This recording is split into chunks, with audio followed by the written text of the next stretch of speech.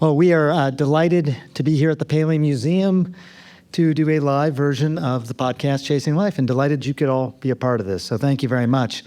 And thank you for being here, Dr. Desai. Thank you for having me. This is such an honor. I should point out before we get started, she took a red-eye flight last night. Still looks pretty good, pretty awake. Thank you. I'm barely awake. Well, you can actually check your sleep scores later. Yeah, exactly. By the way, I don't know if you noticed, I'm pretty geared up. I got noticed. my watch, I got my phone, I'm wearing the glasses. Yep. And I got a ring. I notice everybody's hardware, always. Do you? I do. I pay attention to the watch, always. Is there any hardware you're particularly jealous of besides the Apple Watch? No, I'm pretty in love with the Apple Watch, actually. I think we do a pretty darn good job. Do you wear other products, though, or do you try other products? I try other products. Yeah, I'm a curious person, and as we should be, and I do try other products. I'm a runner. I like to try out different products to see if I notice differences in the miles, because if you're a runner, even like 0.2 more is a win.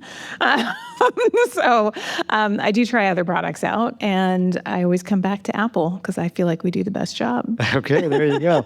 Well, let's get a little bit of your background. So you're a physician, but how did this all start for you?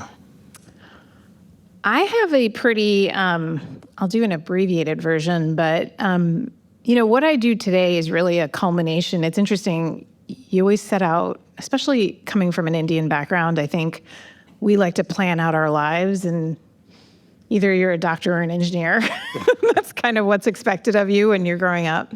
And when I sit back and now look back, I think everything happens for a reason, and the choices I've made have been actually very hopeful. But I actually I went to an engineering school and was admitted to a 6-year BSMD program. Oh, yeah. And my dad so you were admitted directly out of high school into medical school. I was admitted directly out of high school, yes. And I also got into traditional undergrads. And to give you a little bit of a sign, I cried the day I got in. I was like, oh God, I'm gonna have to go. and you had to make that decision pretty young. I had to make that decision really young. Well, I didn't really make the decision. My dad was pretty insistent that I'm gonna do it. So I did it. Yes. And I, in my way of, I like to think of it as thinking outside of the box, but in my way of rebelling when I was in college, my first semester, I literally have every grade in the alphabet on my semester, my grades, because I purposely just was trying to tank it to make a point to my dad. Wow, okay. Including a Z, because a Z is actually when you don't show up for the test. So. It's funny nowadays that whenever I hear things, I have 3 daughters who are 20, 18, and 16, 2 of them in college. So as you're telling me the story, stuff's starting to percolate through my own head about what they might be doing to me one day. It all turns out fine. Okay, yes. It turns out fine.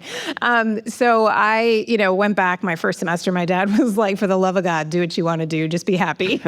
So I still did a respectable thing. I changed my major to computer science, and I minored in communications.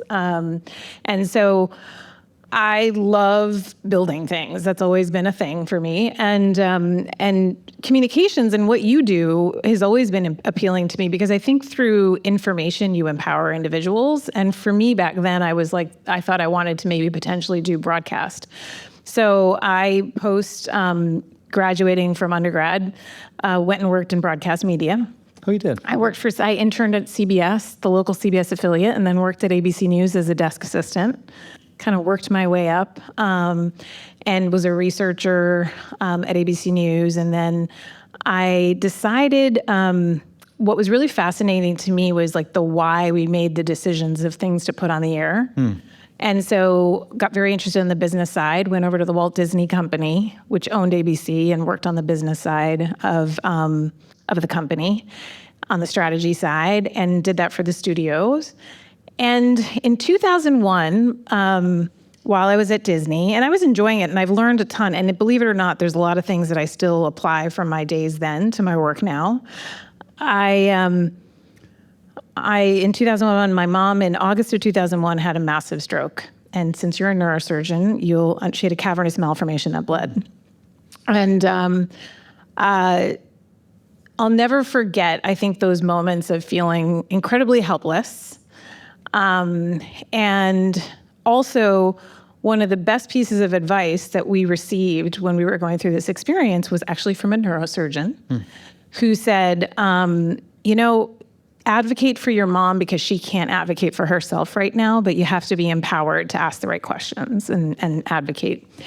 And that really stayed with me. So went through that experience. We took care of our mom, who basically went from a healthy, thriving 55-year-old to basically having to relearn how to walk. Stroke at 55? Stroke at 55. Wow.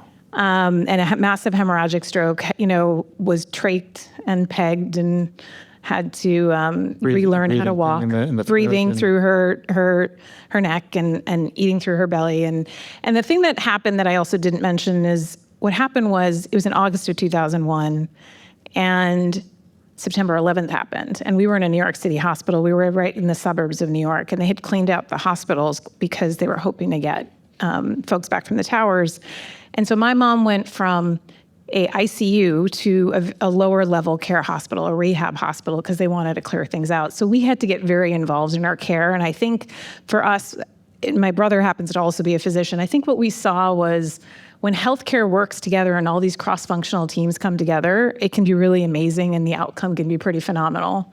And so we learned a lot through that experience and decided, when I went back to Disney, I decided that I wanted to do something to actually impact an individual's health day to day. And that was kind of the turning point for me. It left a lasting impression. And so I went back to medical school older in life. So I was 30 when I started medical school. Okay.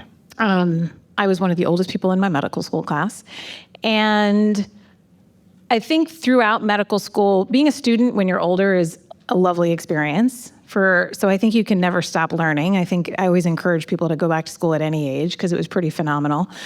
But then I, finished medical school, started at Stanford, and what stayed with me were some of the lessons that I learned through med school and that experience with my mom is that, one, an attending told me, and the attending's our senior physician, is always treat your patients the way you would want your mom to be treated. And two, that voice of how do you empower patients to ask the right questions, to me, that was very important. So as a physician, I always felt the need to make sure that people were informed with the right information. And that thread has really stayed with me with the work that we do at Apple. Is our goal is to empower individuals with information so that they can ask the right questions about their health and feel empowered to take action and have the right conversations. And those lessons that I learned and the people that kind of gave me advice during the times that was difficult for both us as caregivers as well as when I was a physician, the way I could give back to patients, that feeling of how do I empower people, I now get to do that at scale. And that's really what drives the work we do. And what I do is how do I give people information about their health so they can make the right decisions. Fantastic. So you were a physician at Stanford. So how did the transition to Apple happen then? At Stanford, I got very involved, post-residency, I got very involved because I had a business background. I started working on the health system side, and I got very involved with technology. So the computer science kind of came back into play, and we were rolling out video visits at that time. It was kind of like the time where technology was starting to get integrated into healthcare, and there's more talk about digital health. This was now almost 15 years ago. But so I got very involved with, one, working with local startups in the Stanford area and how they could do things with us in the hospital, and two, helping with technology get operationalized within the hospital. And through that, I got to meet the Apple team. And so, when you get recruited to Apple, they never really tell you what you're going to work on. So our secrecy thing is real. So they were like, hey, why don't you come and visit us? And I had no idea what I was going to do. And I started consulting and didn't know the project I was really working on, because when you consult, you actually work on a very narrow part of what you're working on, and got to know the Apple team. And in 2017, decided to move over to the company. I got offered a job and decided to move over there. It is pretty cloak and dagger. It is. Is there something that you sort of think in the back of your mind that you would love for these devices to be able to do?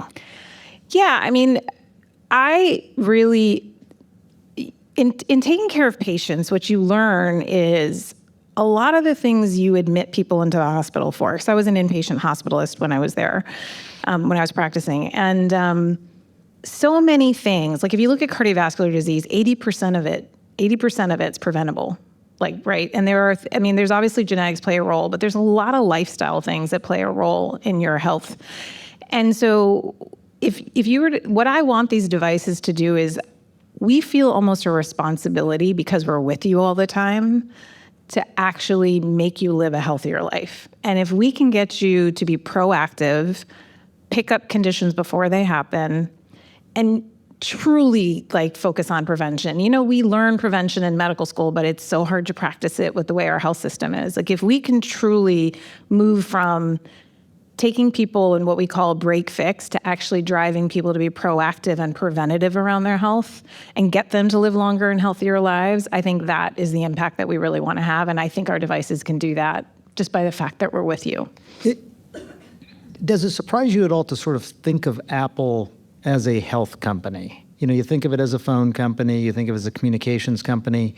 Health, is that an obligation for a company like Apple or a nice thing to do? Profitable? What is the motivating force? So there was a small health team before I joined, a very small team. And what we initially did was roll out Research Kit. I don't know if that rings a bell. Research Kit is a framework where you can actually enable researchers to do research. And when the board asked our leadership at that time, why are you doing this? The answer was like, we're just doing this because we think this is the right to do here. We're not looking to get into health. That was actually the initial thinking. Interesting. What ended up happening was we introduced heart rate on the watch for accuracy of the calorimetry calculation. That's the reason we introduced heart rate. And just by virtue... And just so to make sure, Yep. to adequately be able to measure energy burn? Energy burn, exactly. So for those of you that have a watch, there's the move ring. To make sure that the move ring is accurate, we introduced heart rate sensing on the watch.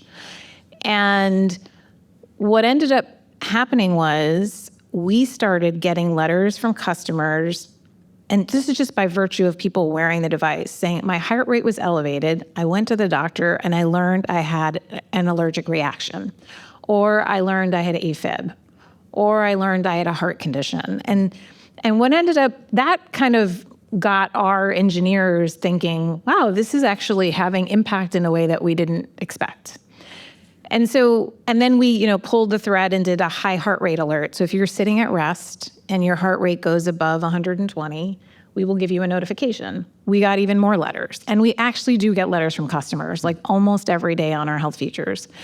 And that led the team to pull the thread even more. And then we introduced atrial fibrillation notifications, which is an irregular heart rhythm notification. So when your heart beat is beating irregularly, we send you a notification. And the reason I share that with you is that health was truly very organic. Like our work was very organic. We never sat back and said, hey, this is a strategic priority for us. It's a big business opportunity. We really got into it because we heard from our customers. We wanted to pull the thread and we decided to do more and more in the space. What were there features that the customers seemed to be clamoring for or really wanting out of it? It's interesting. I would say yes, and some more of that surprise and delight when it came out. And what I mean by that is the irregular heart rhythm notification, and then we also introduced the ECG feature, which is when we first met. Yes, right. That I would say no one was clamoring for, but once it came out, the letters that we got just increased exponentially. It seems like part of the Apple thing. You don't necessarily know what you want. We're going to tell you. We're going to tell you when we put it out there. And that was the first time we did a few things. We put an ECG on a wrist, which was a one lead ECG, which measures kind of the electrical signal in your heart.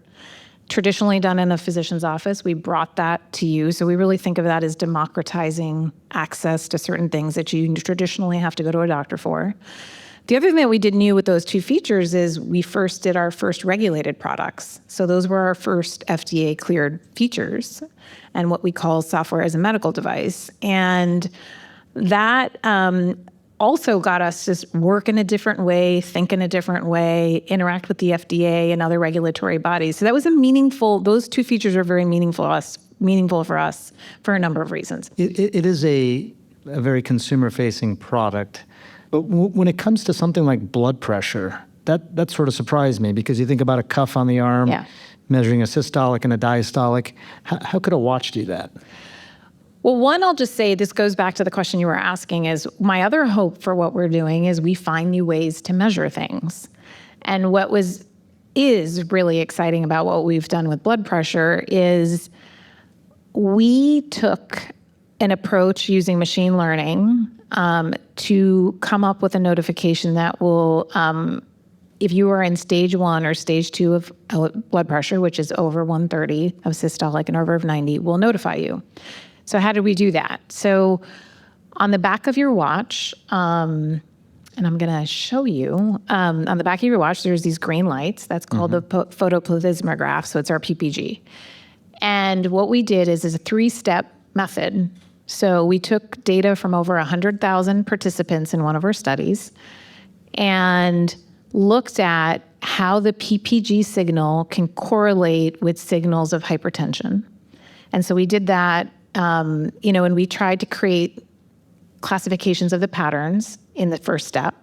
Then in the second step, we did what we call kind of like a linear algorithm of being able to then take the PPG signal and correlate it with stratifications and classifications. So we took that signal and then said, okay, these patterns are kind of consistent with the stage 1 class, and these patterns are consistent with stage 2. And then we did some algorithm work to then kind of score those algorithms. And that scoring is what triggers the notification. So when we see enough of the pattern being consistent with hypertension, we provide a notification. What's really interesting about that is traditionally blood pressure cuffs are what measure your blood pressure. That's the way we've done it. We don't know if that's the only way to do it, right, in medicine. There could be other physiological ways to measure things, and that's what we've uncovered through this process. Interestingly, we were doing ultrasounds of your neck vessels, of your carotids, and what we were able to sense through this process is that we think we're picking up vascular stiffness as well. And through that vascular stiffness and comparing against ground truth, which is traditional blood pressure, we were able to correlate the signals using machine learning and be pretty, decently accurate with being able to notify you if we see patterns of hypertension. The one thing I'll call out is we won't pick up every case of hypertension. So it's a screening mechanism. So we pick up about 41%. But if we notify you, the predictive value of that is 92%. So if we notify you, we feel very confident that you have stage 1 or stage 2 hypertension. And the last thing I'll just say, the reason that's so important is when you're doing a consumer product, it's more important to us to make sure we don't have false positives. We really want to make sure that when we're notifying someone, they have the confidence that when they go to the doctor, they actually will learn something that is correlated with the message we give them. So we tune our algorithms to achieve that. Do people buy these products with the expectation that they're going to use them in that way? I think, obviously, I just gave you a very detailed approach of how we did this. I think when users buy these products, they want to know there's something, what we call an intelligent guardian, looking out for you. And these products, what we are hearing more and more from our customers is they appreciate that there is a product out there that is going to notify you if there's something going on and you can do something about it. So for them, I think it's much more about the information and that empowerment but I do think, I will say 2 things. One, I feel very strongly that we are providing consumers with information that traditionally sometimes is given to them by a doctor. So we have to hit a level of accuracy that we feel really strongly about and that we feel even better about. And 2, I truly believe that the science has to drive the work we do. And so I want to make sure we're scientifically grounded in the work we do so that consumers have confidence in the messages they're getting. I do want to talk a little bit more about, I guess, parallel tracks. You probably have engineers who are trying to figure out how to make this work, and then you have researchers who are figuring out, is it actually working and correlating with blood pressure? But this number 41%, what are we to do with that? So if I'm buying this and I'm worried about hypertension, I think you said it'll catch 41% of people who have hypertension that may not know it? Exactly. So the way to think about this is a few things. One, if you don't get a notification, it does not necessarily mean you don't have hypertension. But if you do get a notification, we feel very confident that you at least have pre-hypertension, and if likely stage 1, stage 2. What I will say is if you think about a traditional blood pressure cuff, the sensitivity of that is 50%. But if you think about it, how many people actually take the time to go to the doctor?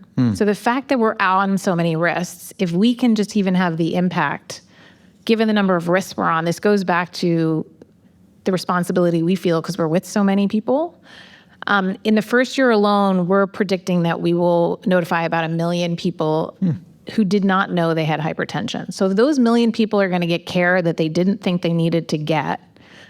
That could be meaningful to them, and they can make meaningful lifestyle changes to hopefully improve their trajectory. So I'm wondering if you can just, and this might be instructive just in terms of how you think, to the extent that you can share some of this. Yep. How did this come about? So you day to day, you're running health over at Apple. When someone's interested in hypertension and they say, hey, look, is it possible for a watch to give an indication that someone has hypertension? And what happens in this sort of situation? How does it first start, and then what happens after that? Well, the one thing I'll say is what's amazing about a company like ours is ideas come from everywhere. So we truly, I mean, and I'll share a few just around women's health and hearing in a moment too. But with this one in specific, I think there's a few things that we look at when we look at the products we want to build. One, where are we going to have impact? Like, what are the big problems to solve? So over 1 billion people have hypertension. About half of them don't know they have it, right?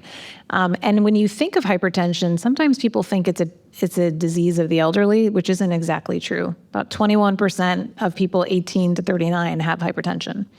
So we think about where can we have impact? And so a condition like hypertension is one where, lifestyle improvement can make a difference. If we can catch it sooner, it can make a difference. So those are the conditions that we're like, if we could do something here, that could have impact. The next thing we look at is where our technology could overlap, right? So the fact that we're on the wrist, if we were able to look at signals around the heart, we felt like, okay, let's think about what we can do. Can we pick up signals around hypertension? So that's another part.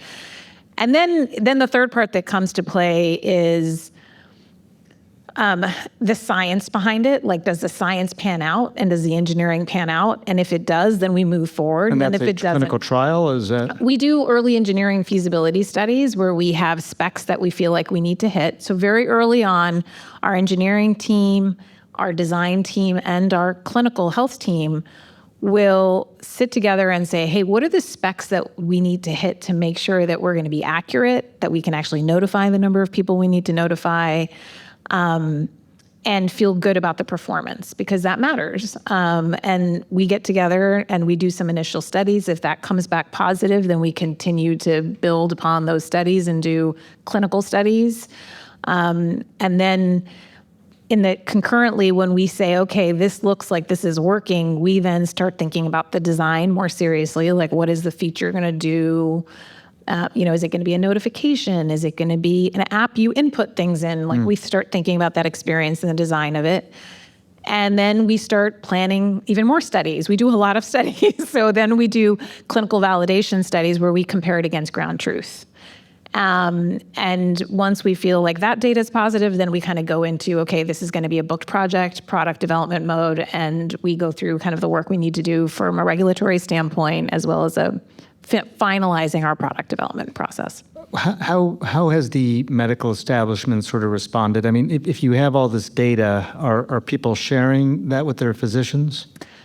So it's interesting. We've done a few things that I think have been really helpful, and that as a physician I'm particularly proud of. So for every product we build, we actually create a physician report. And our goal of that is we want these products to be used really to enrich your relationship with the doctor, not replace a physician. We're not looking to replace, perhaps we're biased because it's a group of physicians that are involved in this process, but we're looking for you to have more data to kind of create snapshots of your life. So I think of it as a camera. Since the cameras come out, we all take pictures of our lives, and we get to kind of have that library of things to look back on. We wanted to do the same thing with your health, and we view the data from that perspective. So when you go to the doctor, we create a glanceable, in 15, 30 seconds, a physician can look at it and understand what that means. We actually specifically gear it for physicians. So we do that for our hypertension products. We did it for our AFib products. We do it for our women's health products, our hearing products. We do it across the board. So in general, I will say that physicians have been, and we're starting to see more and more physicians use Apple Watch in clinical settings, which has been very interesting. The American College of Cardiology just came out with guidelines about how to use watch in practice. And the feedback's been generally very positive. As a physician, you should always be cynical and be thinking about if this is good for your patients. And we've had healthy conversations with doctors. We engage a lot with the medical community. So we build our products using key opinion leaders from external sources. So while we have a group of physicians internally, we actually work with physicians in the academic community who we get input from during our product development process. I recently did the hearing test at the strong suggestion of my wife, who was very convinced that I had a deficiency in my hearing. I scored a perfect score. Nice. Which I happily shared with her. But that I thought that was really interesting. There was this this new proposal by the government to basically fund hearing tests and fund hearing aids for people, which I thought was really good because there's so much correlation between poor hearing and dementia and all these other things, and like hypertension, often unrecognized. AirPods are obviously popular. How did the idea of using headphones to test hearing, how did that come about? So it's really interesting, and you highlighted a big moment that pushed the work forward. But for a long time with AirPods, we did a few things. We did noise cancellation. Yep. And that was kind of something that the engineers were working on. And then we did conversation boost. This was pre-hearing aids. And candidly, during those conversations, especially during Conversation Boost, internally, there was a lot of excitement from our engineers of, hey, could we turn this into a hearing aid? Like, could people use this as a hearing aid? And so we rolled out the Apple Hearing Study with your alma mater, University of Michigan, All right. and the WHO. And through that hearing study, one, we tested doing a hearing test through AirPods within that research study. And we saw that people were actually using it and doing it at home, and we could get pretty good results. The other thing that we did is, because we had those two building blocks in place, we had some initial work thinking about could AirPods be used as hearing aids, but when the guidance came out around when the study came out around showing the impact on brain health and modifiable risk factor for dementia, that pushed us over, I think, a little bit more to be like, okay, we're doing this. And so we, and then the over-the-counter hearing aid guidance came out shortly thereafter. The hearing test piece was already being tested through the University of Michigan study. And so we decided to bring the experiences together to do the hearing test and then be able to turn on hearing assistance, which is basically a hearing aid for mild to moderate hearing loss. And we joined the experiences together and launched it last year. So where in society will something like this fit in then? I mean, is this to replace certain hearing aids ultimately, to replace hearing tests? It's meant to, I mean, our approach in general is how do we democratize aspects of health experiences that you traditionally do in the doctor's office that you should be doing more often, and how do we bring it at home and make it easier for you to do? And so the hearing test is a great example of that. I think the other thing that we wanted to do is stigma is a real issue when it comes to hearing aids. For anybody who has loved ones who use hearing aids, there's stigma, there's concerns around that. There's also how they work and how they fit. And so the fact that people were already using AirPods was very attractive to us because we're like, people already know how to use this. And now if we can add the hearing aid function, that would be really empowering. But our goal is not necessarily to replace hearing aids. I think the way we talk about it and feel about this is if we can get more people taking hearing tests longitudinally, so they pick up hearing loss sooner. About 75% of people who know they need hearing assistance don't get it. And we learned that from our Apple hearing study. So if we can get those people to actually use the hearing aid functionality and then engage in using it because it's a form factor they're comfortable with, that's a win. So when they need a traditional hearing aid, should their hearing progress, they're more comfortable with using it. So it's a little bit of an onboarding to it and gets them using the product to help them with their brain health as well. You know, I do come back to this idea that, so you're sitting in meetings at Apple, Jeff Williams, I don't know who, is that who you report to, by the way? Chief Operating yes. Officer? Good guess. Good guess, yeah. And you're making the case that, you know, we have these AirPods, they can have these dual purpose or even three purposes to the AirPods. Just not to be cynical, but is the objective to try and sell more AirPods? Like, I mean, you're a company, a multi-trillion-dollar company. Yep. What is the motivation for that kind of innovation? You know, the motivation for our health features, so one thing to just kind of put the proof behind it is the hearing aid functionality is available on existing AirPods. So you can actually just do it through a free software update. So we actually didn't make anybody purchase it. So the motivation truly is, like, of course we want our products out there. That's, you know, and we know people care about health. But, you know, our CEO has said, and all of our senior executives have talked about this, we talk about this, is that we truly want to empower people to live healthier lives. And the impact that we know we're having already just by the letters we get is almost the fuel that drives a lot of the innovation and the interest in this space. It is the most rewarding thing when you get letters from customers, and I'll share one if that's okay, Sure. that it just drives you to do even more. One of the most meaningful ones I received, and it's just a simple thing like picking up your heart rate, was a pregnant mom who her high heart rate alert went off, and she was in her third trimester. She went to the hospital. Turns out she was in thyroid storm, which means that if your thyroid's overactive, it can turn your body, like all of the sympathetic systems in your body kind of are in overdrive, which could be problematic. And basically the doctors there told her, and she wrote this in this letter, and it was the way she wrote it was brought us all to tears in the team.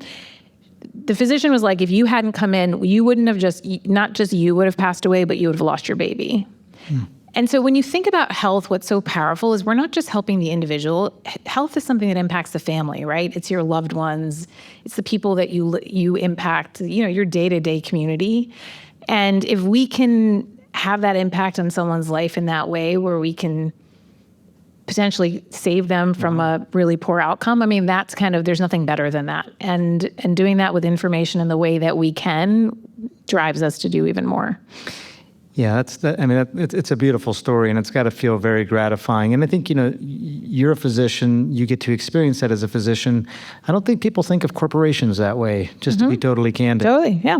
I mean, you know, I don't think I'm being overly cynical when I say I'm still like wondering what the competitive advantage is of this sort of thing. I get that it's a good thing to do, but you do wonder whose responsibility in society is it to do those things. And I don't think 10 years ago, 15 years ago, we would have said, well, Apple is going to be the ones to democratize the testing of hearing, or they're going to democratize finding people with high blood pressure. It's sort of an interesting story to me. Does it surprise you?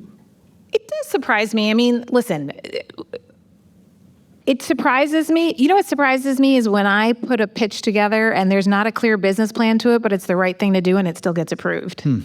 So and that happens. And that's pretty powerful. And I will tell you what's also really surprising is the amount of passion, I know and your cynicism is very fairly placed. As a physician, I would expect nothing less, when